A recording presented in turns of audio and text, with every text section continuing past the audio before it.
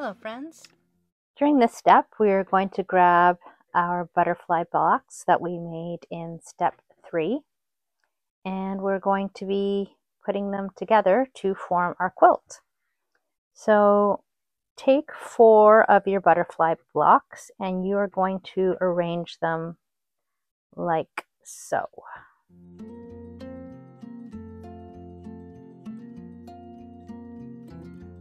So you'll have your half square triangles here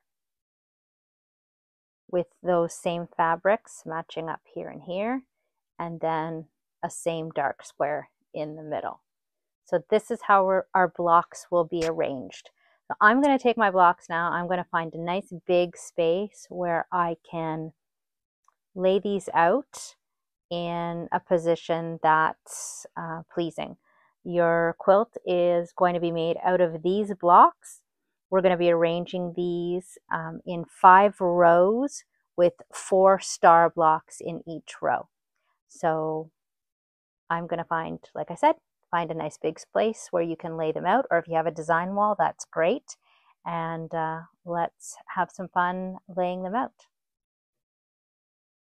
So this is what I have decided to do is, as you can see right there, there's that how the block will be, but instead of putting all my pieces out on the floor first like that and then having to move them around, I'm just putting my pile so I can see one portion of the block, just to get a general idea if I like the distribution of my fabrics like this. So just a thought, this might be a way you want to do it. Maybe take a photograph, stand back from it, just to check to see if you like the distribution of your fabrics and colors before you start actually laying them out like that first.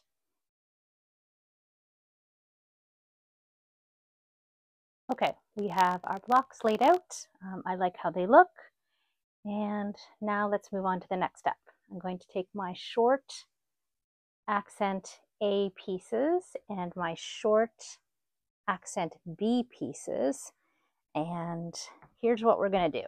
I am going to lay these in place and pick up a row at a time to bring to the machine to sew, because I am very good at getting things disorganized and mixed up and sewing them together wrong. So here's what we're going to do. We are going to have block, accent A, block, accent B. Accent A, block, accent B.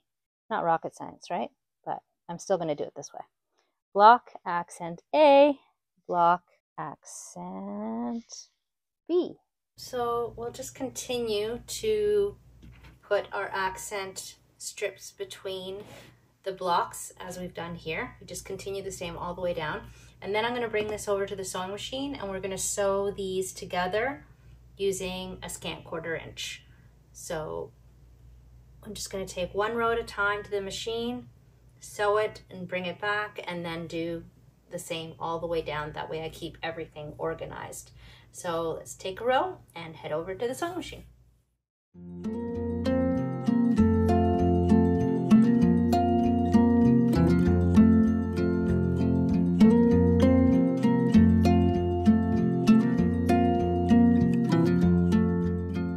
Now that we're done sewing the accent pieces onto our row, we are going to now press each row. And what we're going to do is we are going to take this over to the iron and we will press our blocks in towards the accent strips. And again, so that I don't mix up my blocks and my rows, I'm just going to take 1 strip at a time to the ironing board and press. So here's our row, and we are going to press towards the accent strip, like so.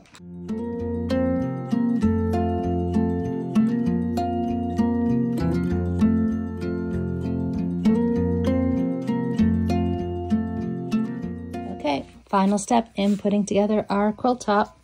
We're going to grab our long sashing strips with the accent A and our sashing strips with the accent B and put them in between our rows. Let's go.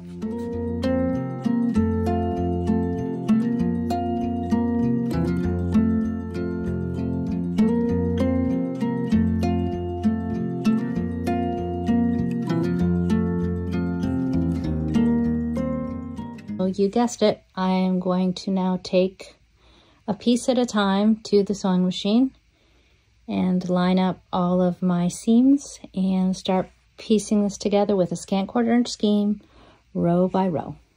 Let's go to the sewing machine. Okay, now when we're putting our rows and our sashing strips together, if we've pressed all of our seams as per the pattern, then your seams here at these intersecting points will nest. So you can see there, here and here, the seams were pressed opposite, so those two will just nest together. Now what I'm going to do though is, because we have a very long strip with lots of intersecting points, is I'm going to grab a package of our flat flower head pins, and I will pin these points so that those points are going to match perfectly.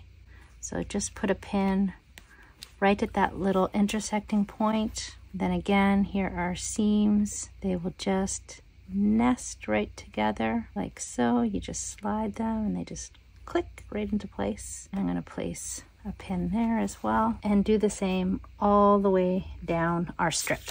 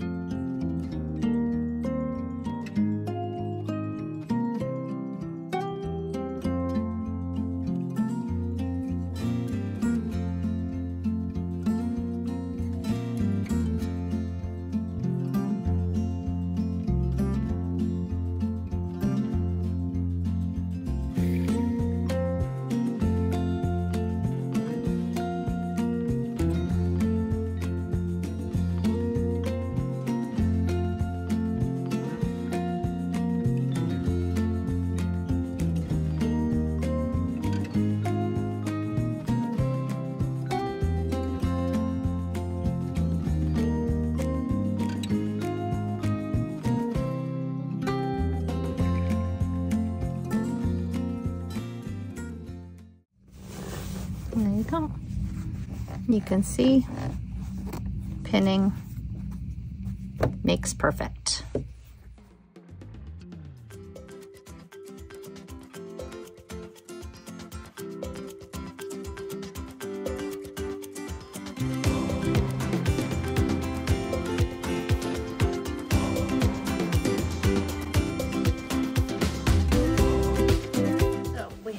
Our finished quilt top here.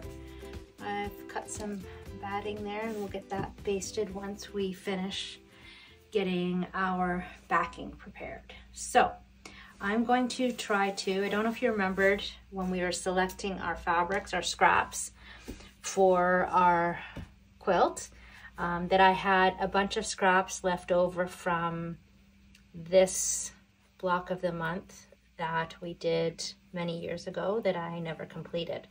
So I'm going to try to use up some of these orphan blocks here on the backing, and I have a little bit of the dark sashing left, and I have quite a big chunk here of this here which I used for the light accent.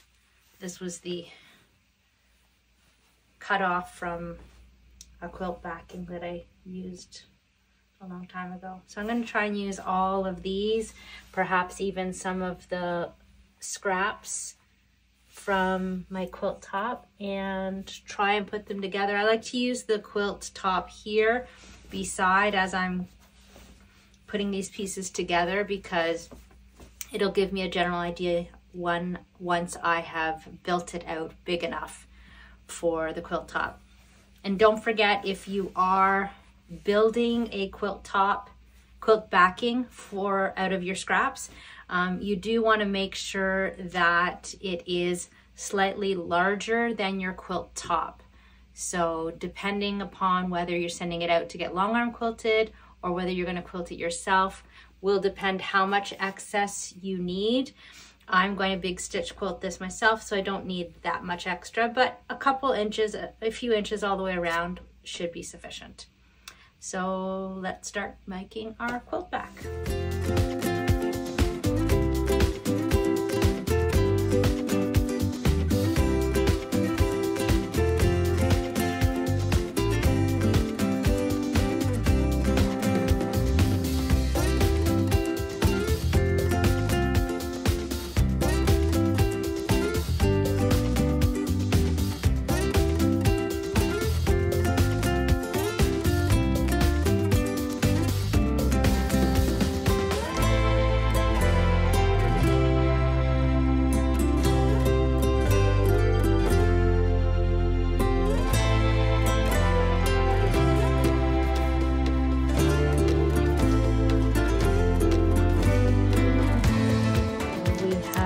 The quilt all basted up.